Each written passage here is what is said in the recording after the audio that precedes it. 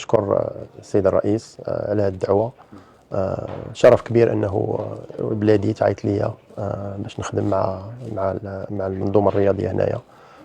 ثانيا كنهنئ الجميع على النجاحات اللي قاموا بها لهذا الحد، وشرف كبير لنا احنا كمغاربه قاطنين بالخارج بنشوفوا البلاد ديالنا فين وصلات. و بالنسبه للمشروع، هو مشروع ديال تبادل الخبرات، مشروع تقييم المنظومه التحكيم عامه في المغرب برؤيه جديده، بالرؤيه ديالي انا اللي عشت بها في منظومه التحكيم الاحترافي اللي عندنا في امريكا من اكثر من 12 سنه دابا. وكذلك التجربه ديالي الدوليه كمستشار ديال التحكيم وتطوير التحكيم في كثير من الجامعات. الاولى بها هي البلاد ديالي.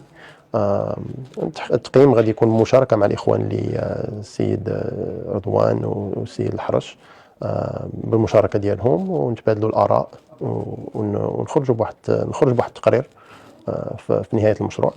هذاك التقرير نجيبوه جميعا هنا كما قال الرئيس، ونتناقشوا به ونشوفوا اللي غادي يخدم فيه واللي خصو يتعدل، وناخذوه كخطوه مستقبليه للموسم الجاي باش نوصلوا بالتحكيم ديالنا كما قلت محليا ولكن كذلك دوليا، لانه الحكم المغربي يستاهل وقادر وعنده الطاقه انه يكون من احسن الحكام في العالم، ويكون في اكبر المباريات العالميه.